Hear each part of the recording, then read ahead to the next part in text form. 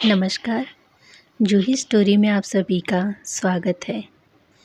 आज हम सुनेंगे डॉक्टर पुष्पा सक्सेना जी की कहानी अटूट रिश्ता। तो चलिए कहानी की शुरुआत करती हूँ। कहानी पसंद आए तो वीडियो को लाइक, शेयर और चैनल को सब्सक्राइब ज़रूर कीजिएगा। फ़ोन की बेल होते ही पंडित रामचरण जी ने फ़ोन उठाया था। मन में धुकधुकी थी, इतनी रात में न जाने किसने फ़ोन किया है। राम सब कुशल करे। फ़ोन के दूसरे सिरे से आ रही आवाज़ ने पंडित जी को संज्ञा शून्य कर दिया।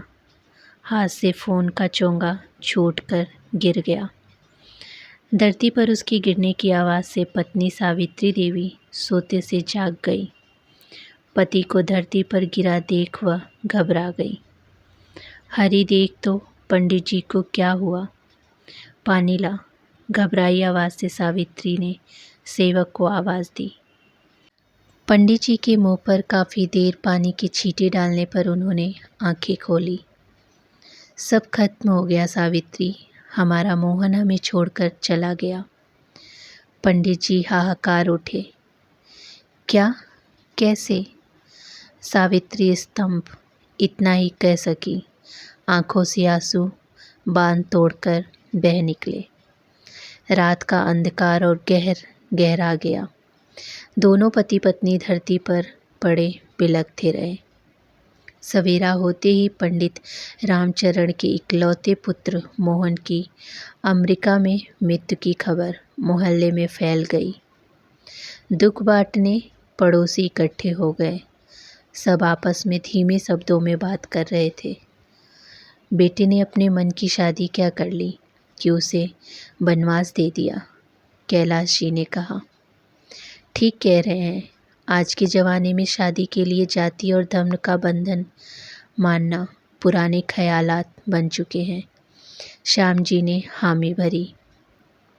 बेटे ने चिट्ठियाँ लिख लिख कर कितना समझाया था। हमारी भारतीय संस्कृति सबकी जाति और धर्म को समान सम्मान देती है। हमने कोई पाप नहीं किया है। रामाचरण जी ने अपने खोखले धर्म की आड़ में मोहन की एक नहीं सुनी। सुधीर जी ने दुखी स्वर में कहा। मोहन ने कितनी बार घर आने के लिए विनती की, पर पंडित जी ने इजाज़त नहीं दी। विनोद बोले, ये बातें बस कहने भर में अच्छी लगती है, पर जिस घर पर बीतती है वही समझता है। रामचरण जी हिंदू धर्म के इतने बड़े समर्थक और प्रचारक हैं। वो अपने घर में ईसा मसीह की पुजारिन को कैसे स्वीकार कर सकते थे? उनका पवित्र घर तो दूषित हो जाता। वयोवृद्ध दीनानाथ जी ने अपनी बात कही। ठीक कह रहे हैं। ये नए जमाने के लोग धर्म का महत्व क्या समझे? चंद्रनाथ जी ने भी हामी भरी। हाय, मेरा लाल चला गया। वह कुलच्छनी उसे खा गई। सावित्री का हृदय विदारक रुदन सबको हिला दिया। अब रोने से क्या लाभ? बेटा तो वापस नहीं आएगा। काश पहले ही समझ लेते। उसकी मौत के लिए किसी को दोष देना तो गलत बात है, श्याम जी ने धीमे से कहा। पिछले 8 वर्षों में रामाचरण जी का पुत्र मोहन अमेरिका में पिता की कठोर आज्ञा के कारण वनवास की सज़ा काट रहा था। एक विदेशी अमेरिकन युवती से विवाह उसके पिता की दृष्टि में उसका अक्षम्य अपराध बन गया था। पिता को अपनी बात समझाने का मोहन का हर प्रयास व्यर्थ रहा। एमएससी फिजिक्स में पूरे विश्वविद्यालय में प्रथम स्थान मिलने पर मोहन के सपने आकाश छूने लगे। अमेरिका के विषय में पढ़ते हुए और अपने अमेरिका गए कुछ मित्रों की बातों से मोहन की दृष्टि में अमेरिका लक्ष्य पूर्ति का देश था। अपने पिता के कट्टर धार्मिक विचारों के विपरीत मोहन एक खुले विचारों वाला नवयुवक था। यूनिवर्सिटी तथा कई वैज्ञानिक सेमिनारों में भाग लेने के कारण मोहन की दृष्टि में देसी विदेशी विभिन्न जाति धर्म वाले के लिए मान सम्मान की भावना थी। मोहन के परिणाम के आधार पर उसके विभाग अध्यक्ष ने भी मोहन को अमेरिका में शोध कार्य करने जाने की सलाह दी थी। तुम्हारी मेधा और लगन का सुपरिणाम तुम्हें अमेरिका में अवश्य मिलेगा। तुम जिस नई खोज का लक्ष्य रखते हो उसके लिए तुम्हें वहाँ खुला आकाश मिलेगा। मोहन ने जब पिता के समक्ष अमेरिका जाने का प्रस्ताव रखा तो वह चौंक गए। मांसाहारी और ईसा मसीह के पुजारियों वाले देश में उनका बेटा क्या अपने धर्म को भुला न देगा? 22 वर्षों तक उसे दी गई उनकी धार्मिक शिक्षा व्यर्थ न हो जाए। नहीं, वह ऐसा जोखिम नहीं ले सकते। अपने देश में क्या कुछ नहीं है? मोहन के बार बार विश्वास दिलाने, विनती करने और कुछ लोगों के समझाने पर दिल पर पत्थर रखकर उन्होंने बेटे से वायदे करवा कर उसे अमेरिका जाने की इजाज़त दी थी। काश वह जान पाते, अमेरिका में उनके बेटे को फूलों की सेज नहीं मिली थी। वह नहीं जानते थे पढ़ाई के खर्चे की भारी फीस के साथ अमेरिका में रहने के लिए बिना आर्थिक सहायता के जीवन आसान नहीं होता। अमेरिका पहुंचते मोहन को कई कठिनाइयों का सामना करना पड़ा। यूनिवर्सिटी में देर से एप्लीकेशन भेजने के कारण मोहन को यूनिवर्सिटी से आर्थिक सहायता तथा हॉस्टल में कमरा नहीं मिल सका, पर उसके रिजल्ट के आधार पर एक सेमेस्टर के बाद आर्थिक सहायता का आश्वासन दिया गया था। अमेरिका में अधिक पैसों के साथ बेटा बिगड़ न जाए, इसीलिए पंडित रामाचरण ने उसे सीमित मात्रा में पैसे देकर उतने पैसों में ही गुजारा करने को कहा था। उतने सीमित पैसों में अलग अपार्टमेंट ले पाना कठिन था। सौभाग्यवश लीना नाम की एक अनाथ अमेरिकी शोधार्थी युवती भी आर्थिक समस्याओं से परेशान थी। लीना भारतीय संस्कृति और हिंदी भाषा का शोध कार्य कर रही थी। लीना के एक मित्र रॉबिन ने मोहन की समस्या जानकर लीना के साथ अपार्टमेंट शेयर करने की जब सलाह दी तो मोहन बौखला सा गया। क्या? एक लड़की के साथ अपार्टमेंट शेयर करना? इसकी तो कल्पना भी असंभव है। तुम हमारी भारतीय संस्कृति के विषय में नहीं जानते। विवाह के पहले लड़के और लड़की का मिलना तो दूर, बात करना भी निषिद्ध होता है। मेरे परिवार वाले इसे कभी स्वीकार नहीं करेंगे। मेरे पिता बहुत पुराने और कट्टर विचारों वाले व्यक्ति हैं। मोहन ने अपनी समस्या बता दी थी। अब तुम्हें यह समझना ज़रूरी है कि तुम भारत में नहीं, अमेरिका में हो। यहाँ लड़के और लड़की का अपार्टमेंट ही नहीं, रूम शेयर करना भी सामान्य बात है। कॉलेजों में तो दोनों के बाथरूम भी कॉमन होते हैं। वैसे दोनों के साथ रहने से तुम्हें जिस गलती का भय है, अपार्टमेंट शेयर करने से वैसा होना ज़रूरी नहीं होता। यह तो तुम दोनों की समझदारी और अपने आत्मविश्वास पर निर्भर है। लीना बहुत ही समझदार और सिंपल लड़की है। उस पर मुझे पूरा विश्वास है, रॉबिन ने समझाया। मोहन को मौन देखकर रॉबिन ने कहा, मेरे ख्याल से तुम एक बार लीना से मिल लो, उसके बाद फैसला लेना। तुम दोनों की समस्या सुलझ सकती है, वरना तुम्हें अकेले ही अपना इंतज़ाम करना होगा। बहुत सोच समझ के बाद मोहन नीला से मिलने को राजी हो गया। यूनिवर्सिटी कैंपस में दोनों का मिलना निश्चित हुआ था। सादे गुलाबी सलवार सूट के लीना को देखकर उसके भारतीय होने का भ्रम होता। गुलाबी परिधान उसकी गुलाबी रंगत को होड़ लेता लग रहा था। आकर्षक लीना के चेहरे पर मासूमियत और उदासी की हल्की सी छाया थी। मोहन को देखकर जब उसने हाथ जोड़कर नमस्ते की तो मोहन चौंक गया। प्रत्युत्तर में वह कुछ भी नहीं कह सका। रॉबिन ने बताया है आप किसी के साथ अपार्टमेंट शेयर करना चाहते हैं। मुझे भी रहने के लिए किसी स्थान की आवश्यकता है। देरी से एडमिशन लेने के कारण हॉस्टल में स्थान नहीं मिल सकता। मेरे साथ भी यही समस्या है, पर आप अमेरिकन होते हुए भी इतनी अच्छी हिंदी कैसे बोल लेती हैं? लीना की साफ हिंदी से मोहन को विस्मित किया था। मेरे पापा अमेरिकन एम्बेसी में काम करते थे, कुछ वर्षों के लिए उनकी पोस्टिंग भारत में हुई। 11-12 वर्ष की आयु तक मैं भारत में ही रही थी। वहाँ के बच्चों के साथ खेलते और बातें करते हुए मैं भी अच्छी हिंदी बोलना सीख गई थी। दुर्भाग्यवश पापा की एक दुर्घटना में इंडिया में मृत्यु हो गई। मेरी माँ पहले ही हमेशा के लिए दुनिया छोड़कर जा चुकी थी। अचानक लीना उदास हो गई, आंखें नम थी। ओह, यह तो दुखद था। फिर क्या आप अमेरिका में किसी रिश्तेदार के साथ रहीं? मोहन द्रवित था। अमेरिका में मेरे पापा और माँ चर्च के ऑर्फनेज में पले थे। पापा ने दुनिया से जाने से पहले उसी चर्च के फादर मॉरिस को मेरा दायित्व सौंपा था। कॉलेज की पढ़ाई पूरी होने के बाद अब इस विश्वविद्यालय में हिंदी एवं भारतीय संस्कृति में शोध कार्य कर रही हूँ। एक प्रश्न पूछना चाहूँगा। अमेरिकी नागरिक होते हुए भी आपने यह विषय क्यों चुना? आप तो अमेरिका से संबंधित कोई भी उपयुक्त विषय ले सकती थी। भारतीय संस्कृति और हिंदी भाषा तो आपके लिए कठिन विषय होगा। मोहन अपनी उत्सुकता रोक नहीं सका। भारत में रहते हुए मेरे बहुत सुखद अनुभव थे। वहाँ मेरा कोई रिश्तेदार नहीं था, पर मोहल्ले पड़ोस में रहने वाली स्त्रियों से मुझे नानी, दादी, चाची, ताई जैसे जो प्यार मिला, उसे कभी नहीं भूल सकती। अपने मित्रों के साथ मिलकर वहाँ के त्यौहार और जन्मदिन जैसे अवसर मनाती थी। मेरा जन्मदिन भी खुशी के साथ मनाया जाता। सच तो यह है कि उनके बीच में अपनी माँ की कमी भूल गई थी। लीना यादों में खो गई थी। आप ठीक कहती हैं। लीना, हमारी भारतीय संस्कृति बहुत उदार है। आपने भारत में जो हिंदी सीखी थी, क्या वो हिंदी भाषा आज भी याद है?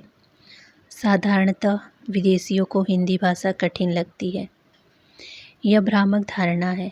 मेरे विचार में तो हिंदी सरल और प्रेम की भाषा है। जब मैं अमेरिका आ रही थी, तब मेरे मित्रों ने मुझे हिंदी कहानियों की कुछ पुस्तकें दी थी। अमेरिका में उन पुस्तकों को पढ़ती और अपने मित्रों को याद करती। मैं हिंदी कभी नहीं भूली। आपको जानकर खुशी होगी, कॉलेज में मैंने हिंदी को मुख्य विषय के रूप में लिया और उसमें सर्वोच्च अंक मिले। लीना ने सुंदर मुख पर खुशी थी। आपकी बातें सुनकर प्रसन्नता है, पर आपको बताना चाहूँगा, मेरा शाकाहारी परिवार सनातन धर्म में विश्वास रखता है। हमारे यहाँ हिंदू देवी देवताओं की श्रद्धापूर्वक पूजा की जाती है। आपका धर्म और आचार विचार अलग होंगे। मेरे लिए मांस, मदिरा जैसे वस्तु सर्वथा निषिद्ध है। यदि हमारा एक ही किचन होगा तो शायद मुझे कुछ कठिनाइयाँ हो सकती हैं। मोहन ने सच्चाई से अपनी समस्या बताई थी। जी हाँ, इंडिया में मेरे कई मित्र के परिवार आपके परिवार जैसे ही थे। मुझे उनके साथ कभी कोई समस्या नहीं आई। अब आपको सच बताऊं, अपने घर की अपेक्षा मुझे सुरमा नानी का शाकाहारी भोजन और उनकी पूजा का प्रसाद अच्छा लगता था। कभी कभी उनके साथ मंदिर भी जाती थी। यहाँ आकर शाकाहारी भोजन ही लेती हूँ। उनकी कुकिंग भी आसान है और स्वास्थ्य के लिए भी अच्छा है। विश्वास है, मेरी कुकिंग से आपको समस्या नहीं होगी। लीना के चेहरे पर मुस्कान थी। आपकी बातों से मैं प्रभावित हुआ हूँ। आप एक सुलझी और समझदार लड़की हैं। मुझे विश्वास है हम दोनों एक अपार्टमेंट शेयर कर सकते हैं। धन्यवाद। आपकी स्पष्टवादिता ने मुझे भी प्रभावित किया है। आशा है हम दोनों अच्छे मित्र सिद्ध होंगे। अपार्टमेंट की समस्या का हल हो जाने से मोहन के मन पर भार उतर गया। पर क्या उसके पिता इस समझौते को स्वीकार कर सकते? हिंदू धर्म के प्रगाढ़ पंडित, धार्मिक विधि विद्वानों का बेहद कड़ाई के साथ पालन करने वाले, क्या उसकी समस्या समझ सकेंगे?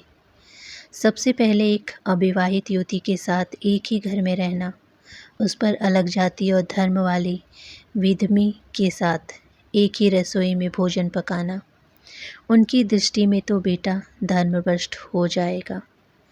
इसी सोच विचार से मोहन पूरी रात सो नहीं सका। उसे लीना में किसी आपत्तिजनक बात का अनुभव नहीं हुआ था। फैशनेबल मेकअप पोते तितली जैसी लड़कियों से बिल्कुल अलग। वह अभावों में पली सीधी सादी लड़की। अपनी समस्या रॉबिन को बताने पर रॉबिन ने उसे सलाह दी, अभी जल्दी ही तो तुम्हारे पिता अमेरिका नहीं आने वाले हैं। उम्मीद है अगले सेशन में तुम्हें आर्थिक सहायता मिल जाएगी। तब तक तुम अपना अलग रहने का इंतज़ाम कर लेना। अभी इस विषय में उन्हें बताने की आवश्यकता नहीं है। मोहन जानता था उसके पिता अभी क्या अमेरिका में कभी पैर नहीं रखेंगे। उनकी दृष्टि में तो यह अपवित्र देश है। अनंतः उसने लीना के साथ रहने का निर्णय ले ही लिया। रॉबिन ठीक कहता है, उसे अपने पर पूरा विश्वास है। किसी तरह की भूल होने का प्रश्न ही नहीं उठता। पिता से सच छिपाना उसे अच्छा नहीं लग रहा था, पर परिस्थिति से समझौता करने में ही समझदारी थी। निश्चित दिन दोनों अपने सामान के साथ अपार्टमेंट पे रहने आ गए। लीना के साथ एक सूटकेस और स्लीपिंग बैग था। मोहन के पास 2 भारी सूटकेस में भारत से आने वाले मध्यम वर्ग के विद्यार्थी की तरह कपड़ों के अलावा खाने पीने का कुछ सामान और ओढ़ने बिछाने की चादर आदि थी। अपने अभ्यस्त हाथों से लीना ने शीघ्र ही अपने कपड़े अलमारी में रख लिए, पर मोहन अपना सूटकेस खोलकर परेशान था। मुश्किल से एक मोटी दरी जैसा बिछौना और राजस्थानी रजाई निकाल सका। कपड़े निकालने के क्रम में सब उलट पुलट हो गया। माँ के लाडले बेटे ने ये सब काम किए ही नहीं थे। डिनर का समय हो जाने के कारण भूख भी तो जोरों से लग रही थी। अचानक याद आया, माँ ने आते समय मटरी लड्डू जैसे उसकी पसंद के व्यंजन और थोड़ा आटा दाल चावल तक उसके सूटकेस में रख दिया था। सौभाग्यवश उसे कस्टम में पकड़ा नहीं जा सका। अपना काम समाप्त कर लीना एक पुस्तक पढ़ रही थी। आपका डिनर हो गया? मोहन ने अपनी जन्मजात भारतीय संस्कृति के नाते पूछा। जी, मेरे पास कुकीज और ब्रेड है, इस समय इसी से काम चल जाएगा, शांति से लीना ने कहा। अगर आपको आपत्ति ना हो तो मेरे साथ माँ ने अपने हाथों से कुछ मिठाई आदि बनाकर भेजी है, हम शेयर कर सकते हैं। कुछ संकोच से मोहन ने कहा, क्या पता यह अमरीकी लड़की वो चीज़ें खा भी सकेगी। माँ के हाथ की बनी मिठाई तो सौभाग्य से मिलती है। लीना के चेहरे पर खुशी थी। अगर ऐसा है तो आइए। मोहन ने पेपर प्लेट में साथ लाई मिठाई नमकीन सामने रख दिया। निसंकोच लीना भी अपनी कुकीज का पैकेट ले आई। आप बहुत लकी हैं, आपकी माँ आपको इतना प्यार करती है। उनकी बनाई मिठाई में उनका प्यार है, इसीलिए इतनी टेस्टी है। लीना की आवाज़ में सच्चाई थी। किसी तरह से मोहन ने अपने सोने के लिए साथ लाया बिस्तर किचन की सामने वाली खाली जगह पे बिछा लिया। अपार्टमेंट में एक बेडरूम था। मोहन ने सोचा, लीना एक लड़की थी, उसकी आवश्यकताएं अधिक है। इस कारण मोहन ने अपने सोने के लिए वह जगह चुनकर बेडरूम लीना को दे दिया। उसकी इस उदारता के लिए लीना बहुत आभारी थी। आपकी यह उदारता भारतीय संस्कृति की परिचायक है। अमेरिका में लड़के और लड़की में बराबरी का संबंध होता है। कोई किसी के लिए ना ऐसा त्याग करेगा, ना दूसरा इसकी उम्मीद करेगा। सवेरे लीना की आवाज़ से मोहन की नींद खुली थी। अगर आपको मेरे हाथ की बनी चाय पीने में ऐतराज़ ना हो तो चाय हाजिर है। हाथ में गर्म चाय के कप के साथ लीना खड़ी थी। ओह थैंक्स, ये सच है या सपना? इसकी सख्त ज़रूरत थी। अपने साथ चाय के पैकेट तो लाया हूँ, पर सच्चाई यह है कि मुझे चाय बनानी भी नहीं आती। लीना के हाथ से कप लेता मोहन उठकर बैठ गया। कोई बात नहीं, जल्दी से एडजस्ट कर लेंगे। भारत से आने पर शुरू में सबको इस समस्या का सामना करना पड़ता है। अब जल्दी से रेडी हो जाइए वरना देर हो जाएगी। जल्दी ही दोनों अपने अपने विभाग की ओर चल दिए। रॉबिन ने ठीक ही कहा था। अपार्टमेंट यूनिवर्सिटी के पास होने के कारण बस में जाने के पैसे बचेंगे। शाम को मोहन ने वापस पहुंचने के पहले लीना पहुंच गई थी। चाय के साथ सैंडविच देखकर मोहन खुश हो गया। थैंक्स लीना, पर आप मेरे लिए कष्ट नहीं कीजिए। मैं कोशिश करूँगा जल्दी काम सीख जाऊँ।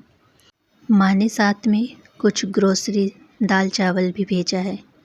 अगर आप मदद कर सके तो कुछ बनाना शुरू करूँगा। वाह, ये तो बड़ी अच्छी बात है। पर क्या आप मेरे हाथ का बना खाना खा सकेंगे? इंडिया में रहते हुए कुछ कुकिंग भी सीख ली थी। अब तो खाने लायक खिचड़ी, दाल चावल और सब्जी बना लेती हूँ। हाँ, आपकी माँ जैसा अच्छा खाना नहीं बना सकती। अक्सर जल्दी में ब्रेड से ही काम चला लेती हूँ। आप ऐसा क्यों सोचती हैं कि मुझे आपके हाथ का बना खाना खाने में ऐतराज़ होगा? आपके हाथ का बना खाना तो मेरी किस्मत खोल देगा।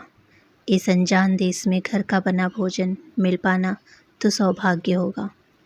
मोहन का चेहरा खुशी से खिल उठा। तो चलिए आज ही से शुरू करते हैं।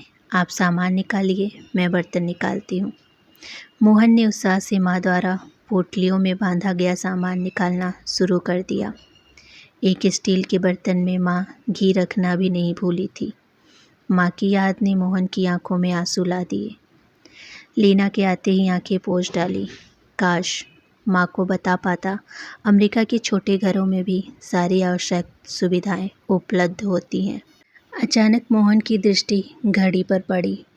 अभी खाना बनने में काफ़ी देर हो जाएगी। रुकिए लीना, हम कल से खाना पकाना शुरू कर सकते हैं। आज बहुत देर हो जाएगी। आज आते समय मैं ब्रेड ले आया हूँ। आपके पास शायद जैम या टोमेटो सॉस होगा। आपसे क्या ये चीज़ें उधार ले सकता हूँ? अमेरिका में कुछ दिन रहने के बाद आप जान जाएंगे, यहाँ के लोग बहुत प्रैक्टिकल होते हैं। 2 लोगों के बीच जो भी खर्च होता है बराबर बराबर बांट लिया जाता है। तकल्लुफ़ नहीं होता। आज आपकी ब्रेड और मेरा जैम, हिसाब बराबर। चाय मैं बनाती हूँ। ठीक है, इंडिया की चाय के पैकेट देता हूँ। दूध और चीनी आपके हिसाब बराबर। वाह, तुम तो यहाँ का गणित बहुत जल्दी समझ गए। दोनों हंस पड़े। मोहन का मन हंसी से हल्का हो गया। लीना के कारण पिछले 7 दिनों का अवसाद जैसे कम हो गया। मजबूरी में शुरू के 7 दिन एक सस्ती जगह से अजीब से लोगों के बीच रहते हुए उसे लगा था वह तुरंत वापस भारत लौट जाए। 1-2 दिनों में ही लीना जैसे अजनबी नहीं लग रही थी। शायद इसका कारण उसके साथ हिंदी में अपने भारत के बारे में की गई बातें थी। ठंडे मौसम में गर्म चाय के साथ जैसे लगी ब्रेड भी अच्छी लग रही थी। मोहन आज का दिन कैसे बीता मैं जानती हूँ। शुरू में घर से इतनी दूर अनजान देश में अपने देश परिवार की याद बहुत सताती है, पर कुछ दिनों बाद यहाँ का जीवन रास आने लगती है। पता नहीं, पर आज भी अपने घर परिवार की बहुत याद आ रही है, मोहन ने सच्चाई से कहा। अपने गाइड से मिलकर कैसा अनुभव रहा? प्रोफेसर जेम्स से मिलकर बहुत खुशी हुई। वह अपने विषय के विशेषज्ञ हैं। मेरे शोध का विषय उन्हें बहुत पसंद आया। उनके विचार में इस विषय में बहुत संभावनाएं हैं। मुझे प्रतीक्षा करने को कहा है। वह मेरे लिए टीचिंग असिस्टेंटशिप दिलाने का प्रयास करेंगे। आपकी गाइड क्या भारतीय हैं? मोहन ने पूछा। वाह, यह तो बहुत अच्छी खबर है। मेरी शुभकामनाएं। मेरे गाइड एक अमेरिकन है। वह भाषा विज्ञान और साहित्य के विशेषज्ञ हैं। मेरा तो अनुभव है उन्हें हिंदी अनुरागी कहना ही उनका असली परिचय होगा। लीना के मुख पर खुशी थी। अगले दिन लीना आलू टमाटर वेजिटेबल ऑयल तथा कुछ सब्जी ले आई थी। लीना, तुमने क्यों तकलीफ़ की? मैं ले आता। मोहन संकुचित था। अभी आपको यहाँ की जानकारी लेनी है। अमेरिका में लिंग भेद नहीं है। ऐसा कोई काम नहीं है जो दोनों में भेद करे। वैसे एक दिन इंडियन स्टोर चलेंगे। आप अपनी पसंद और ज़रूरत का सामान ले सकेंगे। महाभारत से डिब्बों में बंद रेडीमेड यानी बना बनाया खाना भी मिलता है। वाह, यह तो मुझ जैसे अनाड़ी के लिए अच्छी खबर है। क्या आज हम कुछ कुकिंग कर सकते हैं? आज खिचड़ी के साथ आलू टमाटर की सब्जी चलेगी। रोटी बनाने के लिए रोलर बेलन लाना होगा। वैसे काम लायक बर्तन तो मेरे पास है। मोहन, आलू तो छील लोगे? ज़रूर, कोशिश करूँगा, पर गलती हो सकती है। जानती हूँ, हिंदुस्तान में अधिकांश परिवारों में लड़के घरेलू काम नहीं करते, पर यहाँ आकर सबको काम करना सीखना पड़ता है। अनाड़ीपन से आलू छीलते मोहन को देखती लीना हंस पड़ी। इसका मतलब जब यहाँ से वापस जाऊँगा मेरा कायाकल्प देखकर माँ मुझे पहचान नहीं पाएगी, आलू छीलते मोहन ने कहा। तो दोस्तों, ये थी पुष्पा सक्सेना जी की कहानी अटूट रिश्ता। आगे की कहानी जल्दी ही लेके आऊँगी। तब तक के लिए धन्यवाद।